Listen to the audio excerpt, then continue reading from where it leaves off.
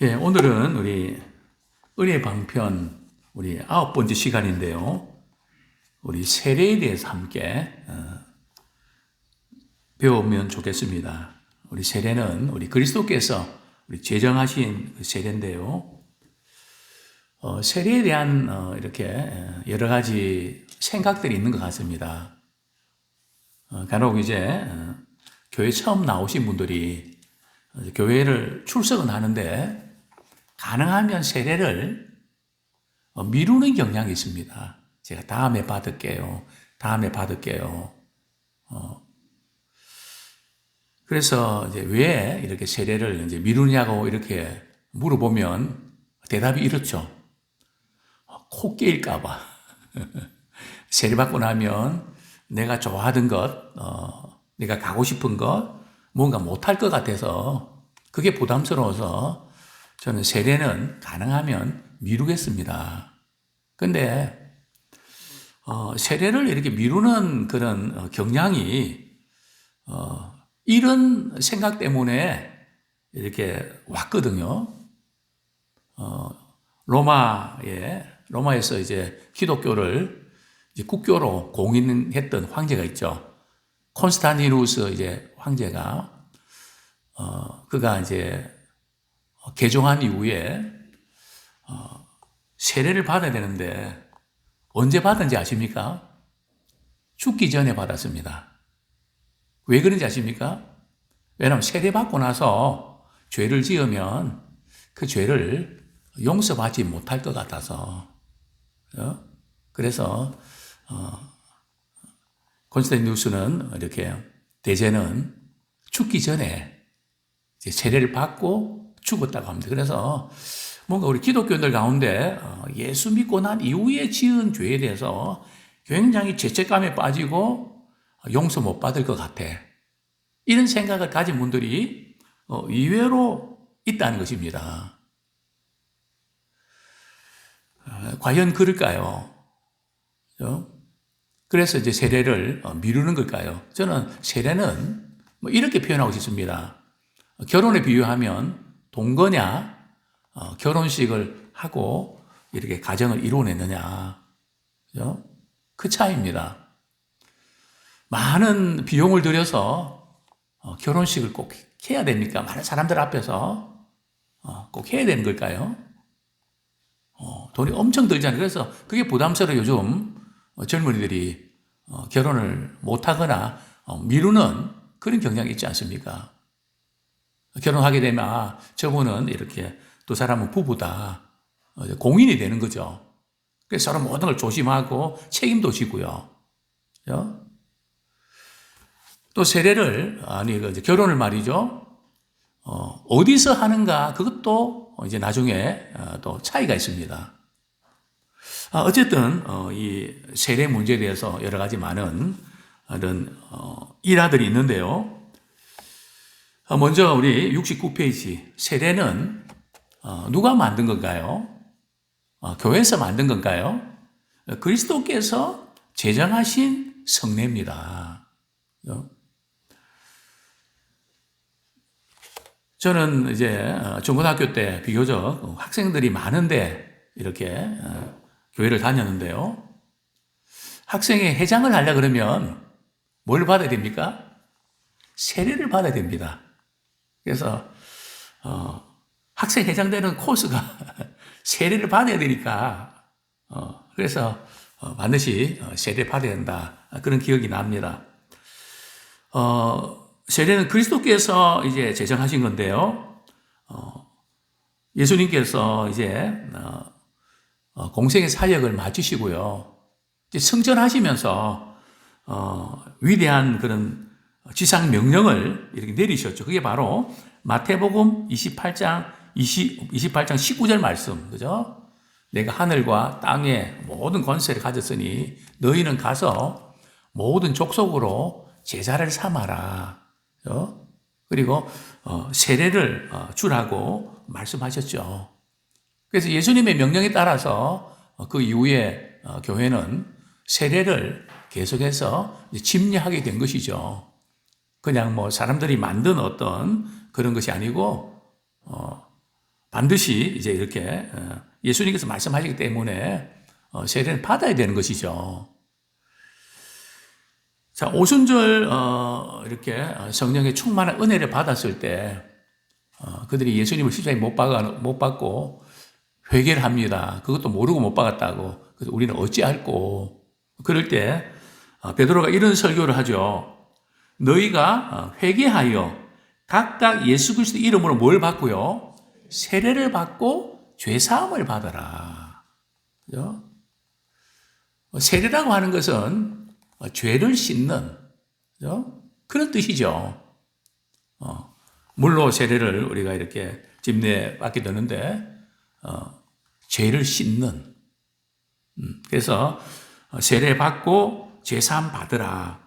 그 다음에 이제 빌립이 말이죠. 에티오피아 내시에게 말이죠. 다가가서 이사야 말씀을 이렇게 설명하면서 그 내시가 예수님을 믿게 되죠. 믿고 나니까 뭐 하고 싶었는가 하면 바로 말이죠. 세례를 이렇게 받게 되죠. 물 있는 근처에 가서 말이죠. 세례를 받는 그런 모습. 또 이제 사울이 다메섹 도상에서 이제 예수님 만나고 나서 말이죠. 이제 아나니아가 이제 바울에게 세례를 이제 주는 것이죠. 계속해서 이제 예수님의 공생의 이후에 초대교회는 세례를 계속 침례하는 것을 우리가 보게 됩니다. 또 베드로는 말이죠. 이방인 고넬료 집에 방문해서 이제 복음을 전하고 또 그때 성령께서 또 임하시고요. 그래서 그들이 이제 세례를 받죠. 이제 이방인들에게도 이제 세례를 주는 또 바울은 빌립보 지역에서 말이죠. 감옥에 갇혔다가 이제 찬양을 부르고 기도하니까 옥문이 열렸잖아요. 그때 간수가 죄수들이 다 도망친 줄 알고 자결 하려고 하다가 안에서 무슨 소리가 들렸죠. 아무도 도망가지 않았으니까 자살하지 말라고, 극단적인 선택하지 말라고. 그럴 때 어떻게 하면 구원을 얻으리까?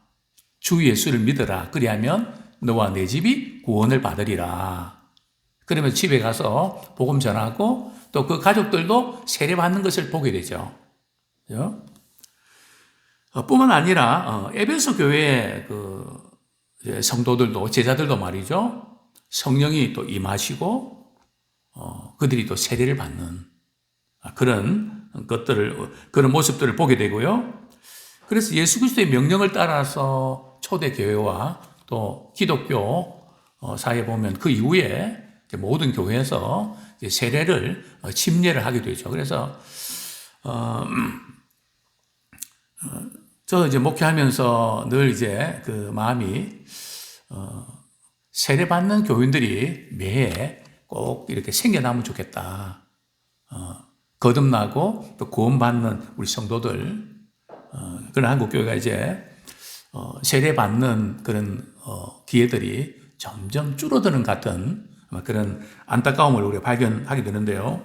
이 세례는 세상 끝날 때까지 우리가 시행되어야 될 주님이 제정하신 규례죠. 그래서 세례는 아까 제가 결혼식에 비유했는데요. 뭐 둘이 같이 살면 되지 꼭 결혼식을 해야 되나요? 마찬가지로 이 세례는 그리스도를 만나서 어떤 그 내면적인 변화가 일어났는데 그것을 외적으로 말이죠. 나타내는 겁니다. 사람들이 공적으로 이렇게 나는 하나님의 자녀입니다. 그것을 선언하고 서약하는 거죠. 그게 되게 중요합니다. 뭐 그냥 마음으로 뭐 잘하면 되지. 그러나 그것보다도 이렇게 약속하고 그래서 어떤 그 의식 이런 것들이 되게 중요하죠.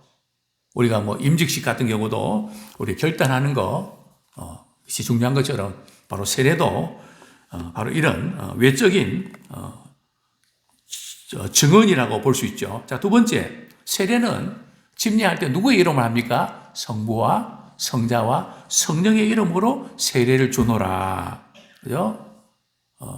이렇게 삼위 하나님 이름으로 세례를 주는 것이죠. 그래서 삼위 하나님께서 주시는 그 은혜의 언약에 참여하는 것입니다. 성부께서는 자기 백성을 구원하시는 뜻을 은혜 언약을 통해서 알려주셨죠. 구원의 계획. 그리고 성자께서는 이제 자신 십자가 지심으로 또 구속의 은혜를 이루셨죠. 중보자로서. 또 성령께서는 말이죠. 이 구원의 놀라운 그 은혜를 우리 개개인에게 이렇게 역사해 주시는, 믿게 해주시고 거듭나게 해주시는 삼위 하나님께서 이렇게 역사하셔서 우리가 하나님의 백성이 된 것입니다. 그 세례는 성부의 기뻐하시는 뜻과 한없는 긍휼, 성자의 대속의 죽음과 순종, 그리고 성령의 거듭나게 하시는 역사에 의지해서 베푸는 것입니다. 그래서 세례는 이런 삼위 우리 하나님의 그 은혜 안에서 이루어지기 때문에 구원의 효력이 있죠. 우리 마가복음 16장 16절 같이 한번 읽겠습니다. 시작. 믿고 세례를 받는 사람은 구원을 얻을 것이요 믿지 않는 사람은 정죄를 받으리라. 믿고 세례 받는 사람은 구원을 얻고 믿지 않는 사람은 정죄를 받는, 사실은 우리가 믿는 사람과 믿지 않는 사람의 차이 가운데 하나가, 믿는 사람은 죄사함에 대한 확신과 하나님의 자녀에 대한 확신을 갖고 있죠. 그런데 안 믿는 사람들은 그 죄책감, 그 정죄, 그죠? 내가 참 잘못해서 이렇지 않아, 그것을 평생 가지고, 그게 말이죠. 이 정죄 의식이라는 것이 얼마나 고통스러운 건지 모릅니다. 늘 이렇게 했어야 되는데 이렇게 했다고 하는 그 죄책감 때문에 벗어날 수가 없죠. 자, 질문 1. 세례는 누가 제정하신 것입니까? 예수 그리스도. 누구의 이름으로 세례를 베풉니까? 질문 2. 성부, 성자, 성령의 이름. 지금도 기억이 납니다. 이전에 역삼동에서 이제 유아 세례를 이제 베푸는데, 그때 세례 베풀 때 그 세례 베푸는 사람들이 좀 많았거든요. 그래서 제가 일일이 그 갓난아이들 이름을 기억 못하기 때문에 이름표를 딱 따라서 이렇게 제가 그걸 보고 세례를 이렇게 집례하는데요. 유아 세례를 이렇게 집례하는데 이제 이름이 이제 미정 이렇게 돼 있었어요. 이제 아빠 성은 김씨거든요. 그래서 제가 이제 하나님이 사랑하는 자 김미정에게 성부와 성자와 성령의 이름으로 세례를 주노라. 그러니까 옆에 있던 여자 전사님이, 목사님 미정이가 아니고요, 아직 이름이 안 정해졌다는 거예요. 어떻게 됐을까요? 그 아이 이름이 김미정이 됐습니다. 우리 세례 베풀 때 성부와 성자와 성령의 이름으로 우리 세례를 베푼다는 거 말씀 전하면서 그때 생각이 나네요. 자, 두 번째로 세례는 그리스도와 연합하는 것을 나타냅니다. 굉장히 중요한 부분이죠. 우리 예수 믿는다는 것은 그냥 예수님이 내 죄 때문에 십자가에 죽으셨어요, 참 안 됐어요, 고마워요 하는 멀리서 바라보는 그런 정도가 아니라 어떤 것일까요? 우리 로마서 6장 3절부터 5절까지 한번 찾아서 읽으면 좋겠습니다. 우리 신앙생활 데서 바로 이 부분이 계속 적용돼야 되는 거거든요. 로마서 6장 3절부터 5절까지.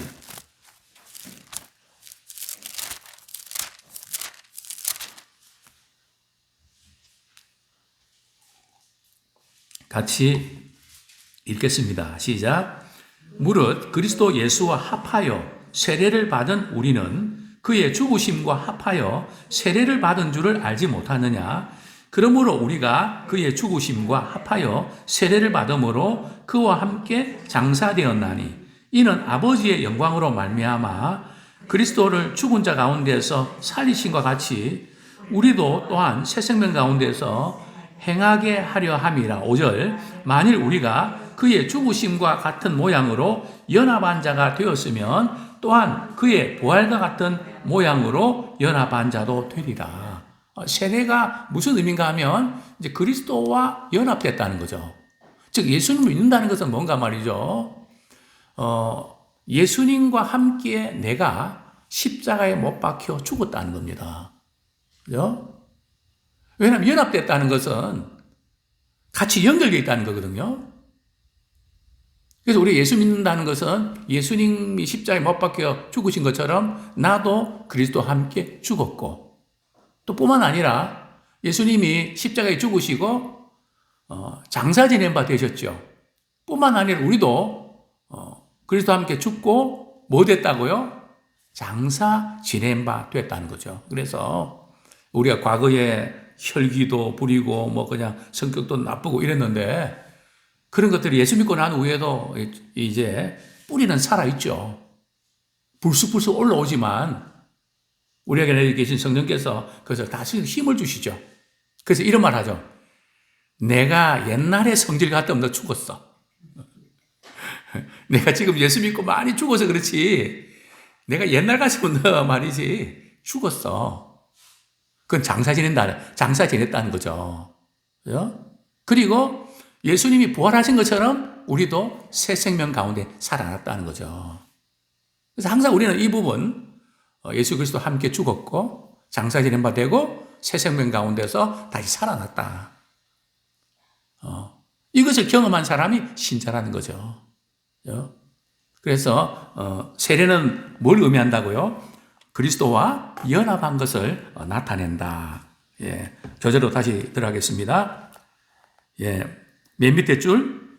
그래서 옛사람은 죽었고 새 사람으로 살아난 것입니다. 우리가 예수 믿고 나면 옛사람은 완전히 없어지고 새 사람만 가지고 태어나나요? 그렇지는 않잖아요. 그죠? 예수 믿었지만 우리는 여전히 옛사람이 있고 새 사람이 있단 말이죠. 그래서 믿음이 성장한다는 것은 어떤 것일까요? 아직도 어린아이 같은 신앙은 육신적인 그런 모습이 살아있는데 아직도 옛사람이 너무 강하고 새 사람이 없는 건 아닌데 자꾸 이제 옛사람이 강해서 새 사람으로 이렇게 모든 것을 살지 못하고 옛사람의 지배를 받는 경우들이 많다는 거죠. 그런 경우는 신앙이 성장이 이제 더딘 거고, 또 신앙이 성장한 사람 누군가 하면 옛사람은 있지만 새 사람이 이렇게 늘 새 사람의 은혜를 잊고 살아가는 것이 훨씬 더 비율적으로 많다는 거죠. 그것을 신앙의 성장, 성숙이라고 표현합니다. 자, 계속해서요. 우리가 이제 예수 믿었다는 것은 뭘 의미하는가 말이에요. 몸은 우리가 이 세상에 있지만 영적으로는 그리스도와 함께 하늘에 있다는 겁니다. 이거 아셔야 돼요. 우리 그리스도인들의 실체는 말이죠.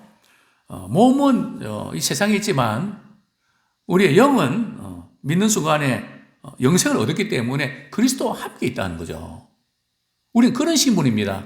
비록 돈이 없고 몸도 아프고 여러 가지 우리 주변엔 참 힘들지만 우리의 참 신분은 바로 그리스도와 함께 하늘에 있는, 그리고 하늘의 영광과 모든 영광과 복이 내 것이라는 확신을 가지고 살아가야 됩니다. 우리 성경 구절 한 구절 보겠습니다. 에베소서 우리 2장. 에베소서 2장. 먼저 우리 에베소 1장 20절 한번 보겠습니다. 20절, 21절 우리 같이 한번 읽겠습니다. 시작. 그의 능력이 그리스도 안에서 역사하사 죽은 자들 가운데서 다시 살리시고 하늘에서 자기의 오른편에 앉히사 모든 통치와 권세와 능력과 주권과 이 세상뿐만 아니라 오는 세상에 일컫는 모든 이름 위에 뛰어나게 하시고, 우리 예수 그리스도를 믿고 우리가 하나님의 자녀가 되고 그리스도인이 된 것은 우리의 육신은 여기지만 우리의 영은 말이죠. 그리스도와 함께 하늘에 있고 주님이 왕노릇 하신 것처럼 그런 많은 능력과 권세와 복을 우리가 누리면서 살아간다는 거죠. 그래서 우리가 세상에 바라보면서 세상의 어떤 시민권, 세상에서 여러 가지 그것보다 우리는 천국의 시민권을 가진 것으로 기뻐하고 감사하며 살아내는 우리가 되기를 소원합니다. 그렇습니다. 세례를 통해서 신자는 그리스도와 연합할 뿐 아니라 성부 하나님, 성자 하나님, 성령 하나님, 삼위 우리 하나님과도 이제 연합 우리가 하게 되는 것을 우리가 기억을 하셔야 됩니다. 그래서 우리는 하나님을 아버지라고 부르죠. 그죠? 또 성령님은 우리 안에 내주하고 계시죠. 우리 안에 계시죠. 그래서 말씀이 생각나게 하시고요. 자, 두 번째로 그러면 세례는 왜 받아야 되고 세례는 뭔가?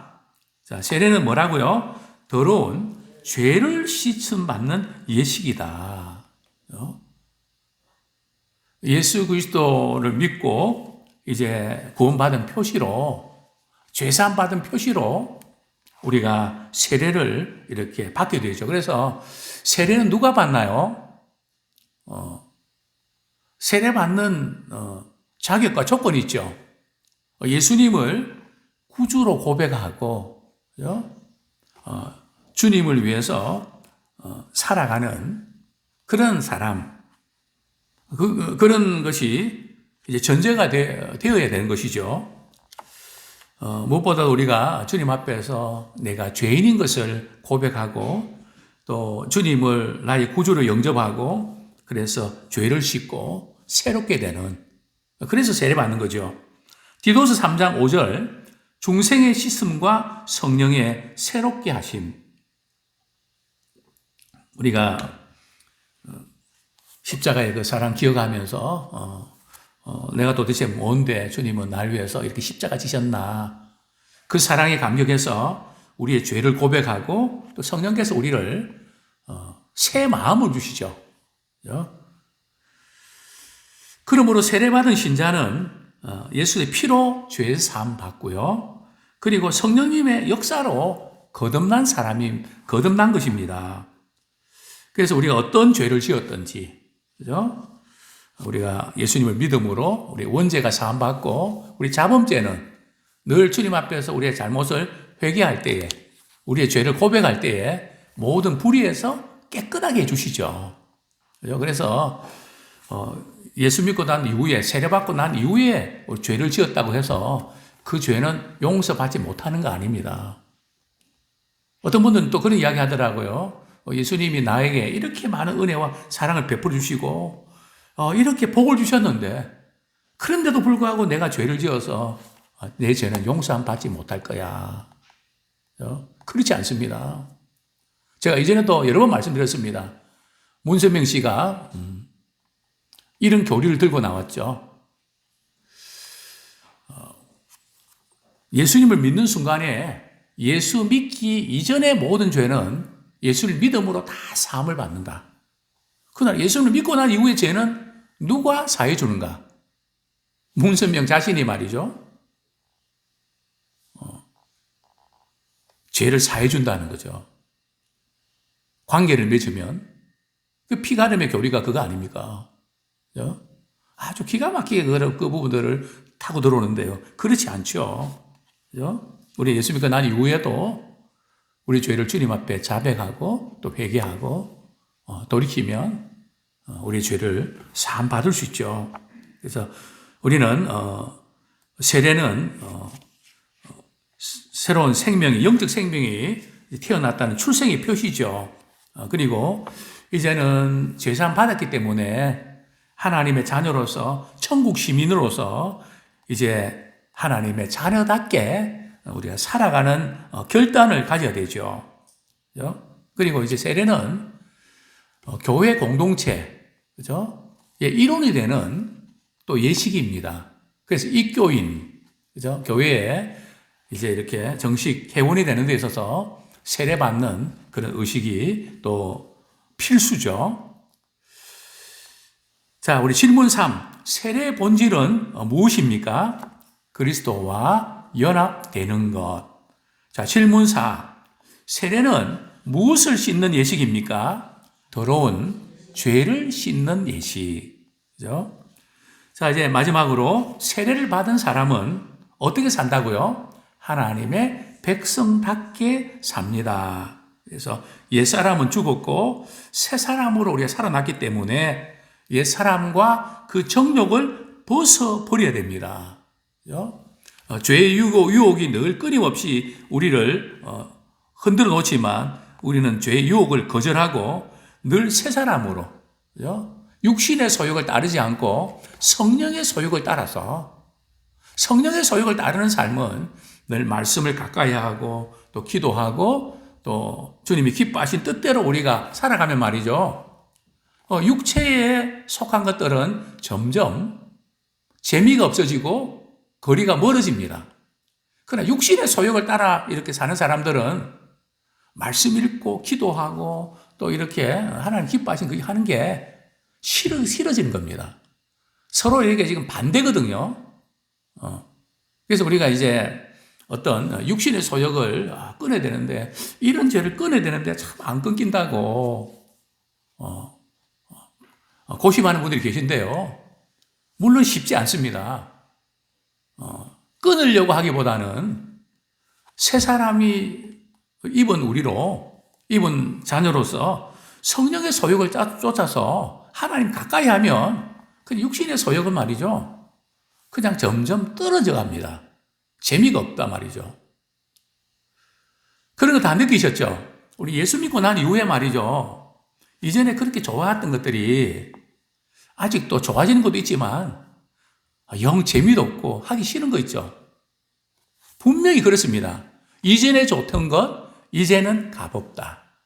그죠? 이전에 그렇게 좋아했는데 지금은 별로라는 거죠. 그렇습니다. 새 생명을 얻은 사람답게 우리가 살아야 되는데 어떻게 해요? 하나님의 말씀을 사랑하고 그 말씀이 가르친 대로 살아가고 악인의 길, 죄인의 길, 오만한 자의 자리에 앉지 않는. 그래서 우리가 이렇게 가야 될 것, 가지 말아야 될 것, 굉장히 이렇게 잘 선택이 됩니다. 또 눈으로 보는 것도, 손으로 만지는 것도, 그 듣는 것도 이제 우리가 이렇게 유익한가 우리가 살펴야 되죠. 땅의 것을 구하지 말고 위의 것을 찾으라. 그렇죠? 우리 하나님이 기뻐하시는 뜻이 뭔가 그것을 찾으라는 것이죠. 우리 하나님의 은혜와 보호와 인도하심을 따라 사는 사람은 우리 삶의 목적을 어디에 두어야 된다고요? 누구의 영광을 위해서요? 하나님의 영광을 위하여. 그죠? 많은 사람들이 이제 회식하면서 위하여 하는데 우리 사람은 위하여 거기에다가 살거든요. 삶의 목적을 두고 사는데 우리는 하나님의 영광을 위해서 살아내는 우리가 되기를 소원합니다. 뿐만 아니라 세례받은 사람은 하나님의 새 언약 백성, 또 그리고 곧 교회의 회원입니다. 세례를 받음으로 주님을 사랑하고 또 교회를 섬기고 주님께 자신을 드리는 그런 사람이죠. 또 그리스도의 몸의 지체로서 주신 은사대로 섬기며 봉사하는 그런 우리들이죠. 그래서 세례받은 사람들은 이제 성도의 의무를 다 해야 되죠. 서로 다른 지체를 돌보며 함께 그리스도의 몸된 교회를 세워가야 됩니다. 성령 안에서 우리는 세례를 받아서 한 몸이 되었으므로 우리 같이 기뻐하고 우리 같이 아파하고, 그렇죠?